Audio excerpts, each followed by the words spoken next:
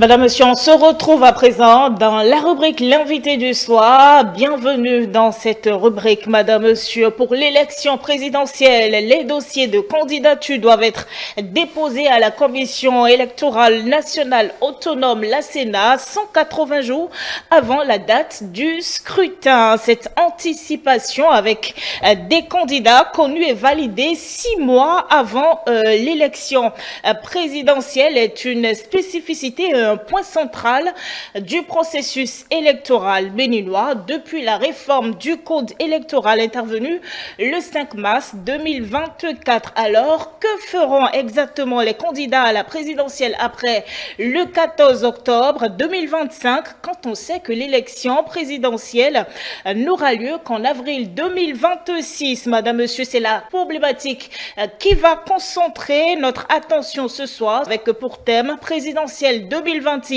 des candidats connus et validés 6 mois avant le scrutin et après. Ce vendredi, on reçoit Irénée Agossa qui est déjà sur ce plateau avec nous. Bonsoir Irénée Agossa, merci de nous gratifier de votre présence tous les vendredis. C'est moi qui vous remercie, Madame Avaligé. Et vous êtes manager qualiticien, membre du bureau politique de l'Union progressiste Le Renouveau. Irénée Agossa, la question et après ouvre sur les étapes clés qui vont se dérouler dans les 6 mois qui précèdent l'élection présidentielle elle-même en 2026. 6 mois de campagne, Irénée Agossa, j'étais en train de le dire. Selon vous, quels seront les principaux marqueurs de cette longue période? On a envie de dire que c'est quand même une longue période à partir du mois d'octobre jusqu'en avril 2026. C'est quand même une période qui n'est pas moins considérable. Merci. C'est clair que c'est pour la première fois dans le processus démocratique béninois, depuis 1990, des candidats ou bien des duos qui soient désignés et bien avant les élections et qui aujourd'hui se retrouvent à 6 mois de l'échéance. Donc c'est pour la première fois que ça se fait. Et si cela se fait maintenant, c'est grâce aux réformes qui ont été portées par le président Talon. Parce que c'est ces réformes qui ont conduit, bien sûr, à la réforme que j'appelle toujours la réforme, mais la réforme du système partisan, avec les grands ensembles que nous avons eus, avec les partis qui sont maintenant stables, avec la situation stable, nous sommes arrivés à une étape des élections présidentielle. Il faut toujours le répéter, c'est la réussite de cette réforme qui fait que l'ambiance dans laquelle le choix se fait aujourd'hui est une ambiance de paix, de cohésion sociale et de satisfaction morale pour chacun. C'est ça ce que nous avons aujourd'hui. Alors, vous parlez bien sûr des différentes étapes que nous allons connaître au cours de cette période. Pour la majorité présidentielle, cette période est marquée par la consolidation et le déploiement du duo sur le plan national comme sur le plan international. Sur le plan national, nous avons la première étape que vous allez connaître le samedi prochain, c'est-à-dire l'investiture, qui est l'aboutissement de la procédure de désignation du candidat. Bien sûr, dans par la les partis politiques. Cette interview, justement, on parlera de cette investiture qui aura lieu demain. Samedi, à donc, Parakou. pour vous situer, donc, ce qui marque cette période, il y a d'abord l'investiture. Et comme je le disais, qui est l'aboutissement de la procédure de désignation du candidat, sinon du duo. Donc ensuite viendra la mise en place d'un bouclier au plan communicationnel pour protéger l'image du candidat. Donc dès que nous finissons l'investiture, il faut protéger maintenant l'image du candidat. Aujourd'hui, avec l'intelligence artificielle, avec les réseaux sociaux, on peut construire une autre image à votre candidat. Donc il faut prendre les précautions et mettre en place un bouclier pour protéger l'image du candidat. Ensuite, nous avons le déploiement à la base. Donc, le candidat serait en contact plus avec la base et donc il y aura les rencontres de proximité et prise de contact avec les structures et les couches sociales telles que les femmes, les jeunes, les syndicats, avec bien sûr les organisations bénévoles qui se sont constituées suite à l'investiture du candidat. Et bien sûr que nous ne sommes pas encore en campagne officielle. On ne sait pas en campagne, donc ça serait bien sûr juste des visites et de courtoisie et des rencontres d'échange. Donc cela n'est pas du tout la campagne officielle. Sur le plan international, le candidat pourra se présenter aux structures qui nous permettent de gérer notre développement ici, tant sur le plan sous-régional que le plan régional et que sur le plan international. Sur le plan sous-régional, nous aurons par exemple la CEDEAO, l'UEMOA, et où le candidat peut prendre contact avec les responsables là pour faire valoir bien sûr ce qu'il est et sa vision pour le pays. Donc il peut prendre contact aussi avec les partenaires sur le plan international dans le cadre des accords bilatéraux ou des accords multilatéraux et permettre à ce qu'il puisse lui-même se présenter en tant que candidat et qui a l'étoffe déjà de quelqu'un qui va diriger le pays et continuer dans le rayonnement, dans le sens du rayonnement de notre pays. Cette période sera aussi marquée par l'intermède de l'élection générale. Donc, dedans, vous avez l'organisation des élections générales, c'est-à-dire des élections législatives et des élections communales. Et là, il s'agira pour les partis politiques qui ont désigné le candidat de pouvoir désigner des gens sur le plan des circonscriptions électorales pour que ceux-là soient capables de transcrire en loi la vision du candidat qui a fait qu'il a été choisi. Sur le plan communal, il faut aussi avoir la potentialité des gens qui pourront effectivement nous conduire vers une gouvernance locale cohérente avec la gouvernance étatique. Donc, c'est clair que le rôle qui serait joué par le candidat et par les partis qui l'ont porté jusque-là. Aujourd'hui, les Béninois ne veulent plus des slogans. Ils ne veulent plus des slogans, mais du concret. Et c'est exactement ce que l'on mettra, nous, en avant. Donc, en 2026, il s'agira de compter avec notre bilan. Le bilan de notre leader, le bilan du président Talon. Évidemment, Irénée Agossa, on parle de l'animation de la scène politique après le dépôt de candidature, après donc la candidature des potentiels, je vais dire, candidats à la présidentielle de 2026. Irénée Agossa, j'ai envie de vous demander quels seront les avantages stratégiques pour ces candidats-là d'être fixés de sitôt et pour leur parti également qui porte leur candidature. Quels seront les avantages stratégiques quand ils sont connus si tôt?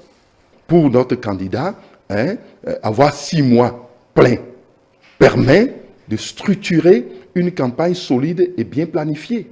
Ça, c'est un avantage pour le candidat. Et le fait que nous avons, au niveau de la majorité, fixé très tôt le candidat et que nous avons désigné le ministre Wadayi comme candidat, donne de la visibilité et de la stabilité. De la visibilité au niveau de la majorité présidentielle et de la stabilité.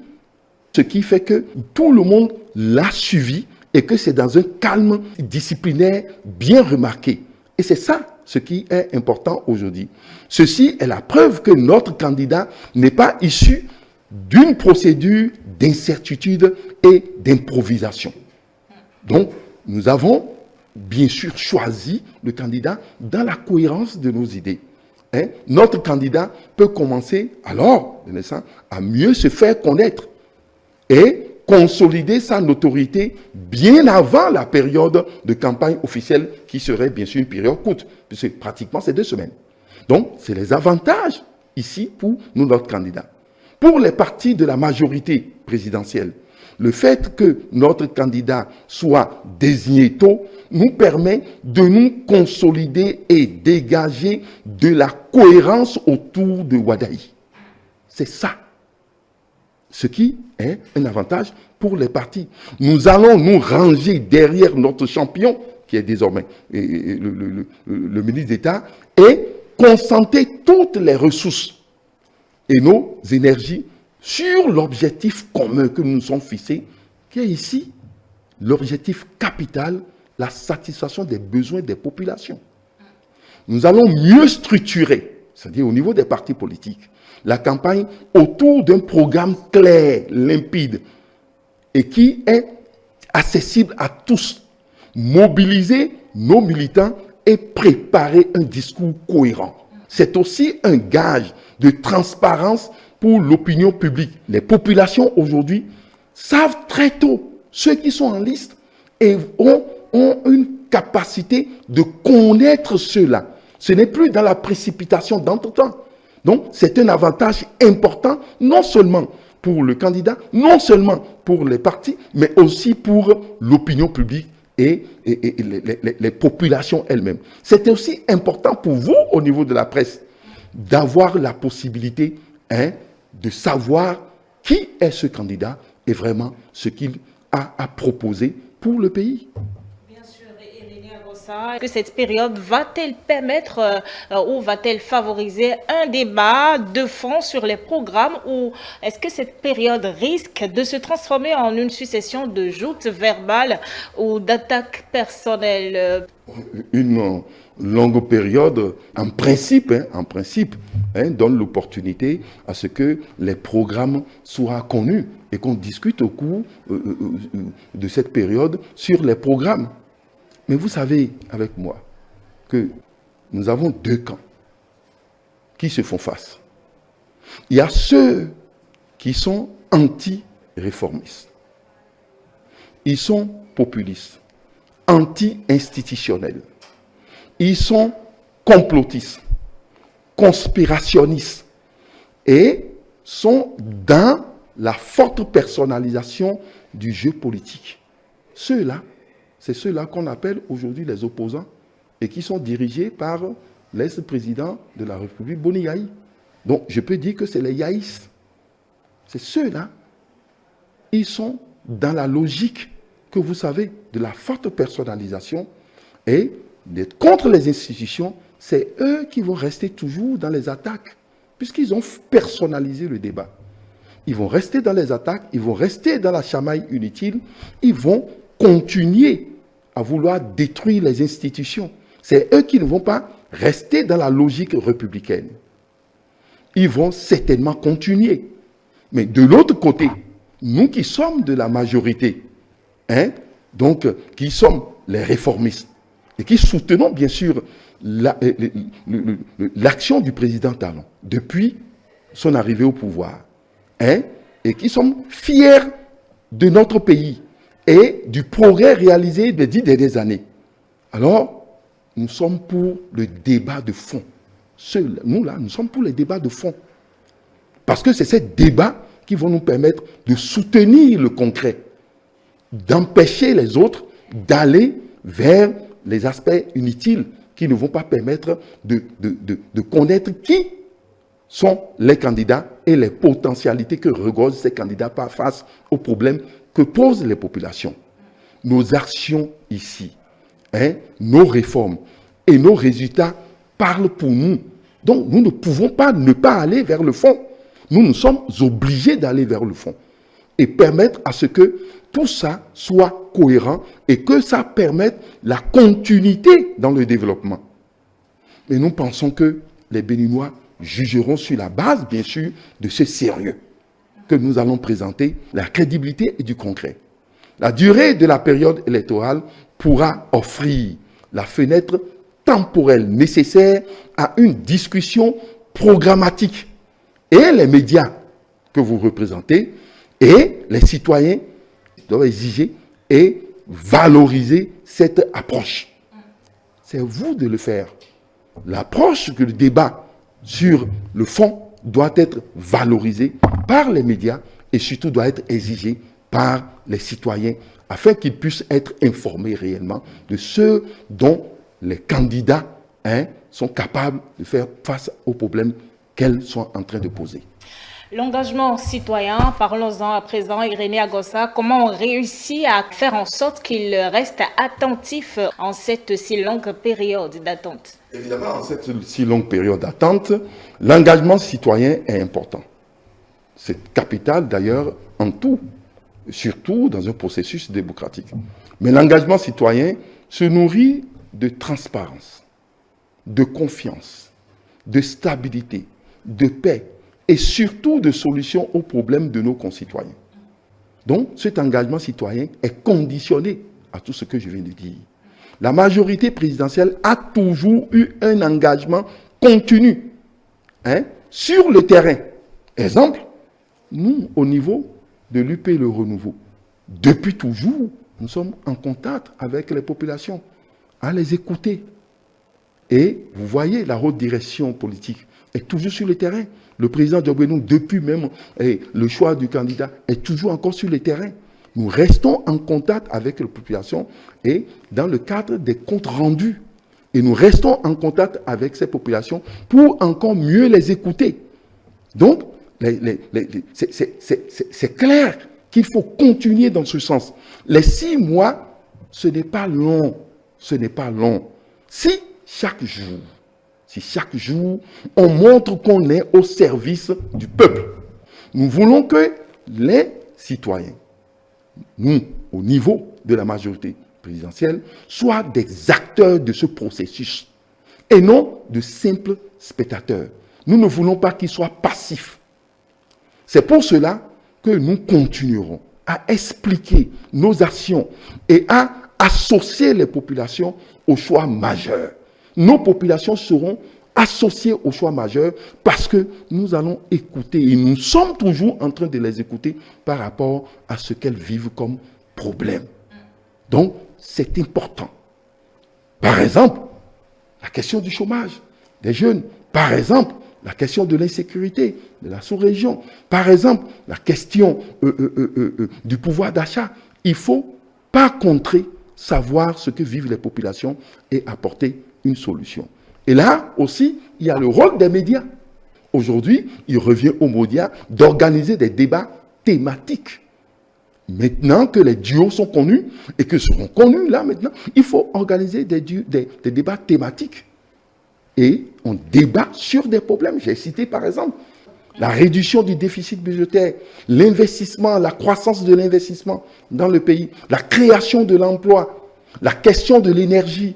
Alors, il faut créer des débats thématiques pour que chacun puisse s'exprimer. Cela donne aux citoyens les outils pour juger, garantissant que leurs préoccupations restent au centre des débats. Si nous ne le faisons pas, le citoyen ne serait pas engagé. Donc, le rôle de chacun ici est déterminant. Et nous comptons sur la presse pour que nous puissions atteindre les objectifs que nous nous sommes fixés, c'est-à-dire faire connaître plus ce que nous voulons faire aux populations par rapport à leurs besoins. Bien sûr, ETélé qui s'engage à le faire et déjà il y a des émissions thématiques qui se font déjà dans ce sens. Irénée Agossa, votre duo, sinon le duo de la majorité présidentielle, il est déjà connu et samedi prochain, il va être investi à Parakou. Quel sens revêt quand même cette investiture du duo? On dit tout à l'heure, en début d'émission, que dans les étapes, il y a l'investiture. Il y a l'investiture. Donc, durant cette période, il y a l'investiture. Et nous sommes dans les normes au niveau de la majorité présidentielle. Donc, cette investiture est l'aboutissement du processus de désignation du duo Wadayi-Talata par les partis politiques de la majorité. Le candidat Wadayi passera du candidat désigné au candidat investi de la mission de conduire la majorité à la victoire en 2026. D'où il va tirer sa légitimité. Dès l'instant, Rommé Al-Wadayi devient le chef de bataillon de cette majorité auquel les partis feront allégeance sous les auspices de notre leader charismatique, le président réformateur et bâtisseur, le président Talon.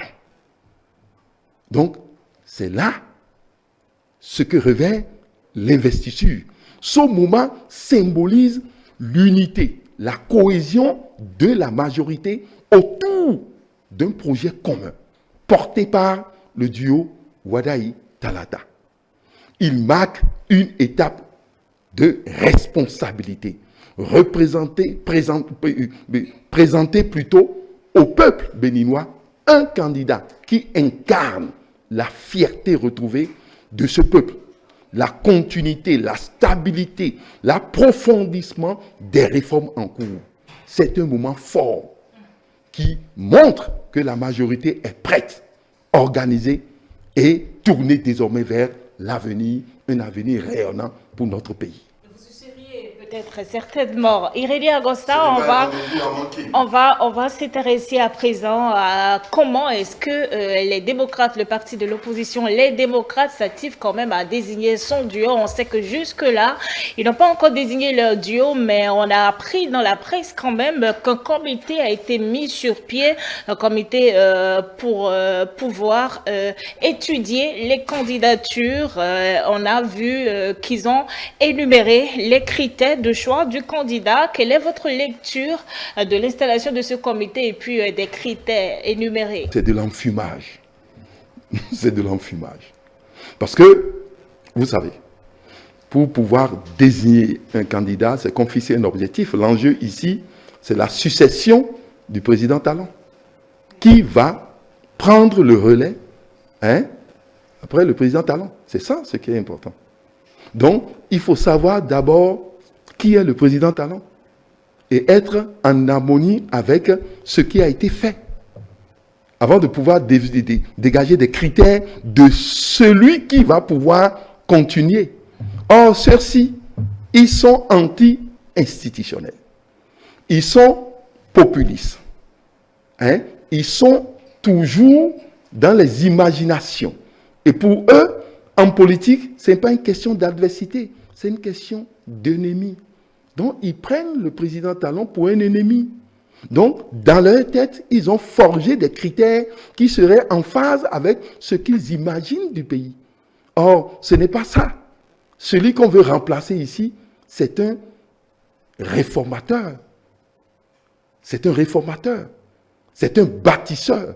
C'est un courageux. C'est un audacieux. C'est un responsable. C'est celui qui, depuis 1990, a mieux incarné l'autorité de l'État jusqu'aujourd'hui. C'est lui que les Béninois appellent toujours comme référence quand il y a du désordre quelque part. Quand il y a du désordre quelque part, on dit Talon et Djerhami. C'est ça, c'est devenu même une référence de l'ordre. C'est celui-là qu'on veut amener, qu'on veut remplacer. Alors quand on veut remplacer celui-là, il faut absolument élaborer les critères qui sont en phase avec la continuité. Or, ils sont contre la rupture, eux.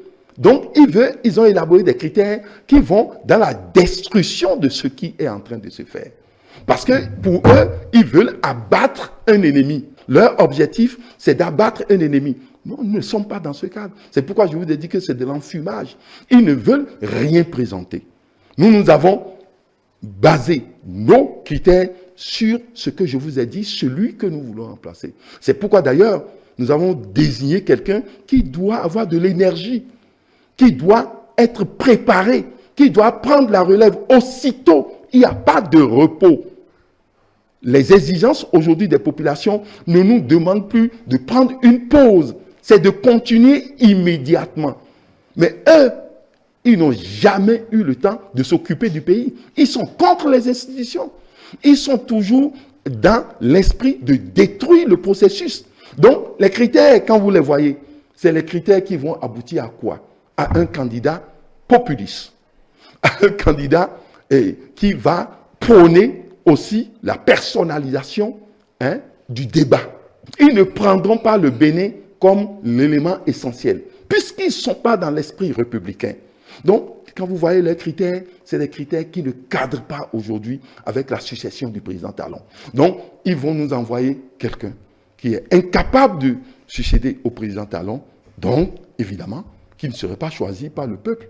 C'est notre combat désormais. C'est le combat entre les deux tendances. J'ai parlé de quelque chose à un ami qui est clair. Il dit, ce qui se passe aujourd'hui, c'est comme si l'objectif, c'est d'aller à Porto Novo. Vous quittez Cotonou et que vous voulez aller à Porto Novo.